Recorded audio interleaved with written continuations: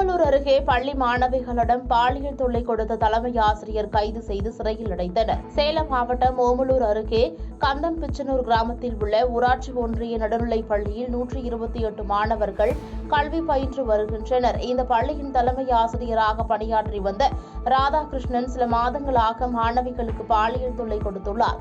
இதனை அறிந்த கிராம மக்கள் பள்ளியை முற்றுகையிட்டு போராட்டத்தில் ஈடுபட்டனர்.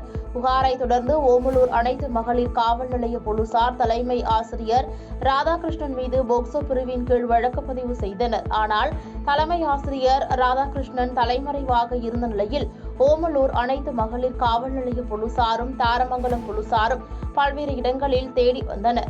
இந்நிலையில் தலைவாசல் பகுதியில் உறவினர் வீட்டில் பதுங்கியிருந்த தலைமை ஆசிரியர் ராதாகிருஷ்ணனை தாரமங்கலம் போலீசார் கைது செய்து சிறையில் அடைத்தனர். இதனிடையே மாணவிகள் மீதான வன்கொடுமை தெரிந்தும் கண்டுகொள்ளாமலும் பெற்றோரிடம் சொல்லக்கூடாது என்று மாணவிகளை மிரட்டிய 2 பெண் ஆசிரியர்கள் மீதும் நடவடிக்கை எடுக்க வேண்டும் என்று பெற்றோர்கள் புகார் அளித்துள்ளனர். ஆனால் அவர்கள் மீது வழக்கு பதிவு செய்யாத போலீசார் விசாரணை அறிக்கையில் அவர்களை கொண்டு வந்து நடவடிக்கை எடுக்கப்படும் என்று தெரிவித்துள்ளனர்.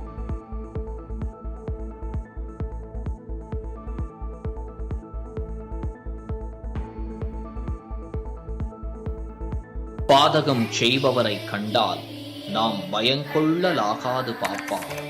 மோதி மிதித்து விடு பாப்பா, அவர் முகத்தில் உமிழ்ந்து விடு பாப்பா.